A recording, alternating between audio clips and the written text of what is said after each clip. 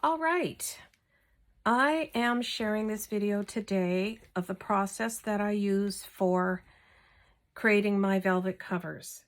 This particularly is a color of velvet that Sheila has made for us, and it will be one of the class kits that some of our participants at the retreat in Vermont will be using. So I thought I should just record a video of how I do this.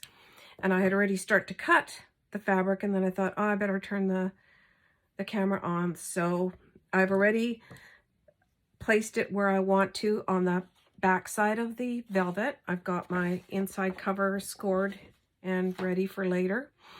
What I use is about 3/4 of an inch on either side, at least 1/2 inch, but 3/4 of an inch. And then I will go back and miter the corners a bit. So I'm going to try and stay in frame here the whole time. And what I will do is just cut this right up to the top here. This gives a nice chunk of velvet that you can use for ruffles and tag making and so on. And then I just take a snip out of each corner so it's not so bulky when you are gluing them down.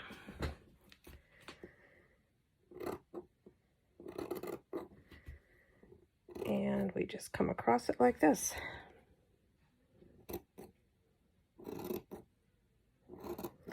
At the retreat, we are going to be using an adhesive called Steam 2, and it's the lighter version, and it is ironed on. So you can, it's repositional. You can apply it and move it around, and then when you've decided exactly where you want it to go, you just iron the back side of it, and that is when it becomes permanent. So that's not as messy as using our good old faithful Fabri-Tac, but I'm quite confident using Fabri-Tac. I've made well over 100 journals with it, and it is probably my adhesive of choice, but I'm always willing to try something different. So there we go. Now I'm ready. You'll also notice that I've got paperweights. Velvet and silk tend to be shifty. Anything with a nap or a luxury fabric will do that. So this is one of my little tricks. It really helps me. And what I usually do is I mark, I've got a T there for top so that I know which side I'm hoping will be the inside top of the cover. So I start, of course, everything is scored on the Krafttex. Krafttex is great. You can use it. You can sew it, you can heat it, you can use wet mixed media on it. It's amazing. And it's flexible. It's still got a lot of give to it. So I'm going to apply a light coat, not too heavy, of course, because you do not want any of the glue, the liquid glue, to seep through your beautiful velvet color cover. And of course, if you happen to have a little whoopsie, and it does, the way that we decorate our covers, it can be camouflaged. And that's one of the things about art, is you can make adjustments as you go. The thing that I like about Fabri-Tac is it does remain tacky for a few minutes if you have to reposition it at all. So that's one side. And then I take my spatula, I've got a silicone spatula, and I blend it. You could use your fingers if you want to. Go ahead, that's fine. I have done both. I prefer to use this. I find that it just spreads a little easier and keeps it off my fingers as best as possible. So that's what I do. And then when you're ready, you just let it down lightly, keeping in mind your corners here.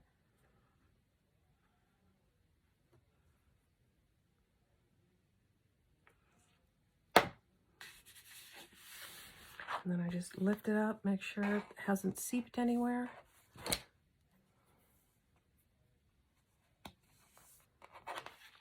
good. And then I take my, what do you call these things?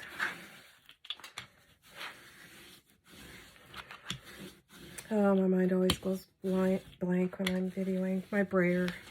I've got a few of them for different purposes.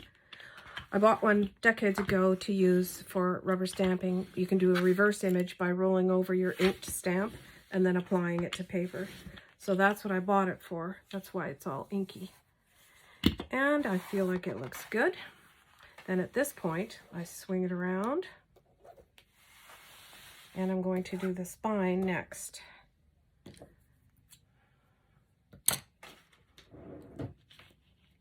You can see that it's shifted somewhat. So I'm going to transfer my weights over to this side.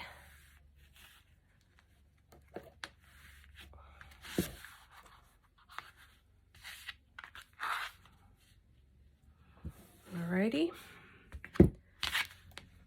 And next we do the spine. Goes very quickly, it really does. This color is called lavender. It is so beautiful.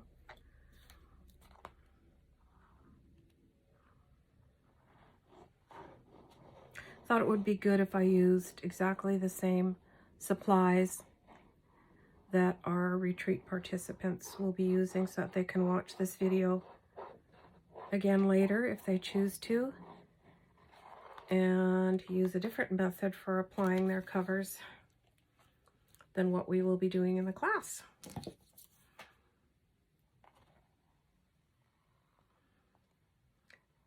I'm going to use the button down the spine method of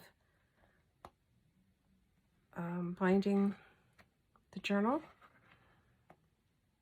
So I just try and make sure that this is real even. And that looks good to me, feels good. And again, just try to keep it. Excellent. Have a quick peek, looks good.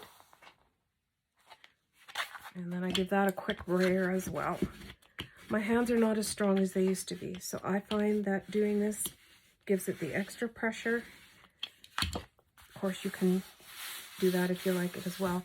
Sometimes I flip the whole thing over in between each of these 3 applications of the adhesive and just brayer it from the right side of the fabric, but I don't feel like I need to do that right now.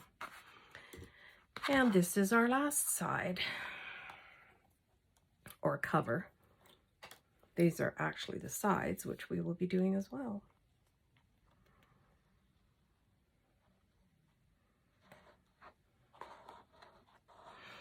Now, what you don't want to do is get some of the Fabri-Tac directly on the velvet, because that's when it will puddle and really leave a wet mark.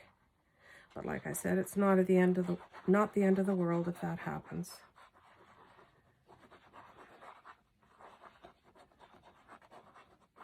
If you're applying any other fabric other than velvet or silk, as long as it's not too sheer, it's not quite so pertinent that you spread out the glue, except you do want it to be even. You don't want blobs of it anywhere. And then just take the spatula once again and move it around.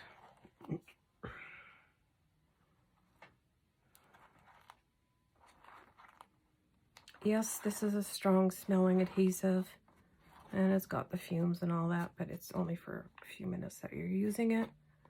And if you could turn a fan on in the room or open a window, that's even better.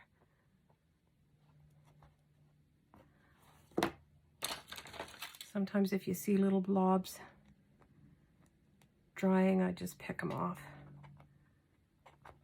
so we don't get any lumps under our covers, bases. All right.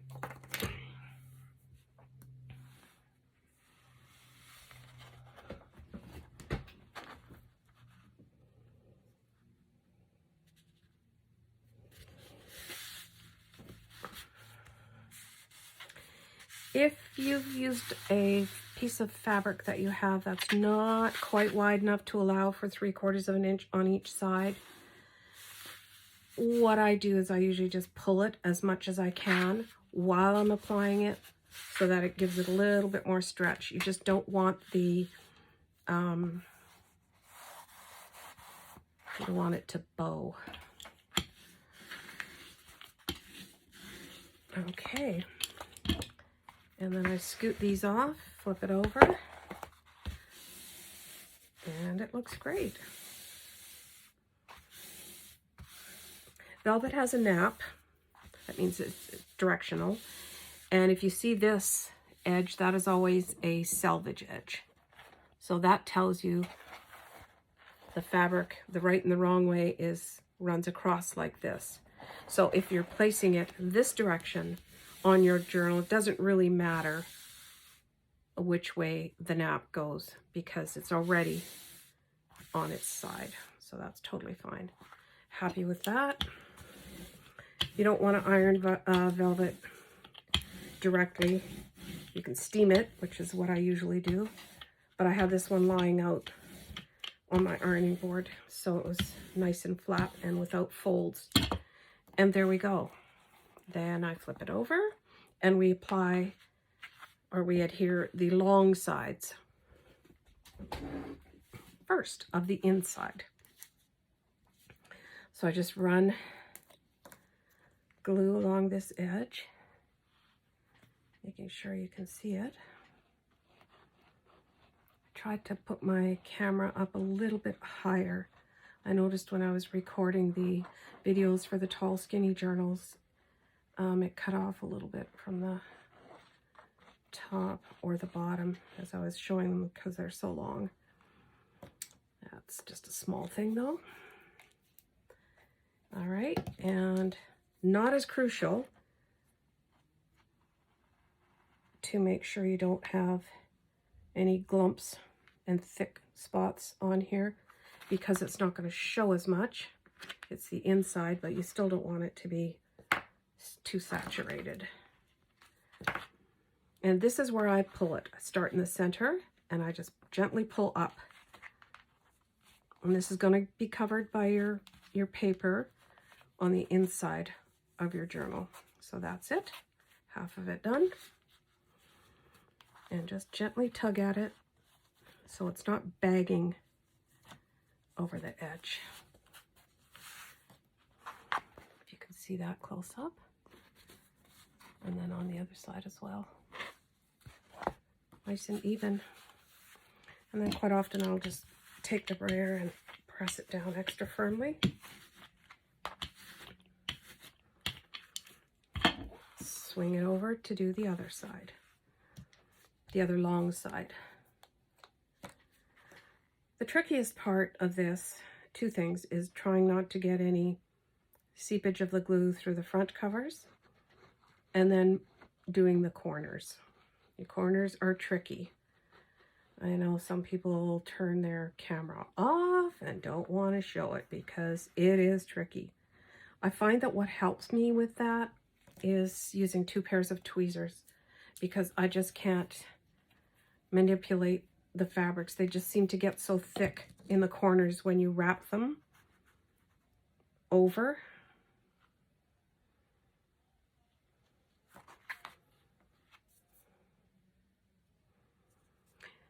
I'm going to be stitching this as well, so it's going to be dually adhered. All right, and then you just pull again.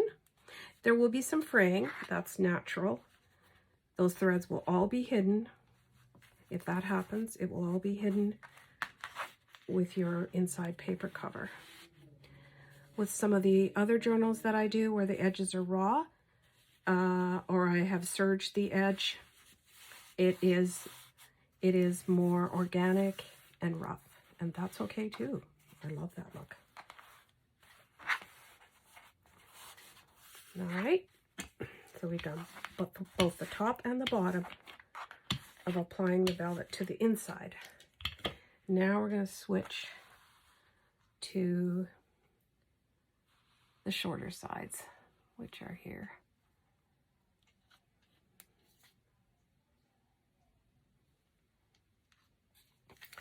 So for this, I will apply some glue along the edge of the sides, a little bit over top here because you want the velvet to stick to the velvet. And then I put just a little dollop right in there, and you'll see why. Not too much because you don't want it to seep through again, like I said.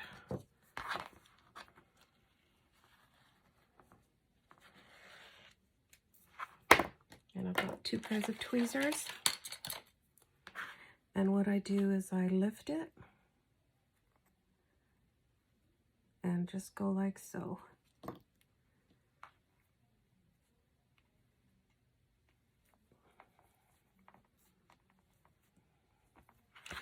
It makes it a little bit thick, especially if you're sewing through that corner with your paper when you've finished applying the adhesive and you've left it aside to dry, because you do not want to stitch your cover while the glue is wet. That will be pretty destructive on your sewing machine needles and they get all gunked up. There you go. And then I just pull it into place. And then same with trying to stretch it out. If you find you've got a few wrinkles in it, then try and push out from the center. You might even have to give it a little tug right there, because you don't want lumps along the way either.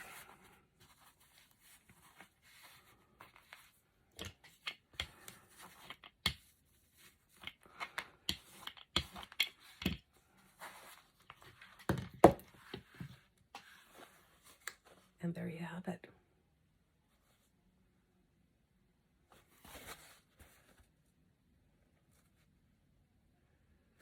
All right, one more side.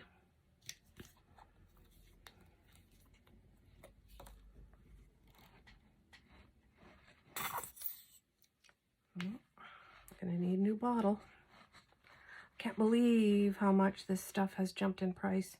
Unbelievable. I think it has doubled actually. It's ridiculous. I still try to get it at Joann's with a 40% off coupon.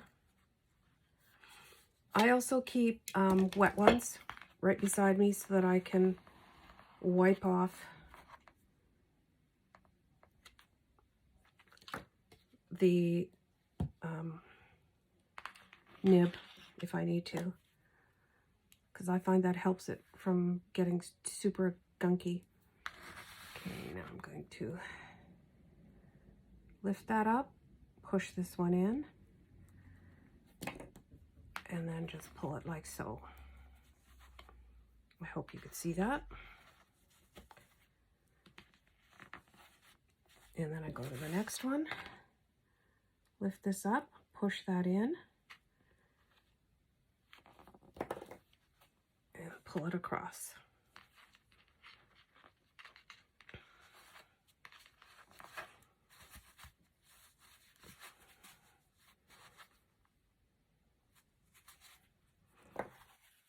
And there you have it.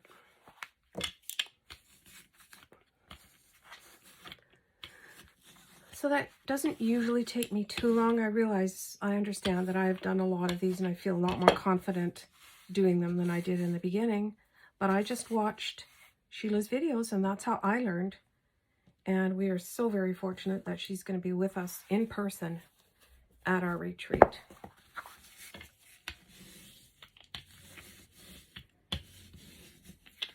And sharing all of her tips and tricks too, as well as her beautiful products. So there you go. So that is the the outside of the cover. And then before it dries totally, like sometimes I leave it down to dry, but I will quite often just ease in the scored marks so it's a little bit easier to bend and it doesn't stay too stiff. So that's that. I'm going to pause for a minute and then I will come back and do the inside cover.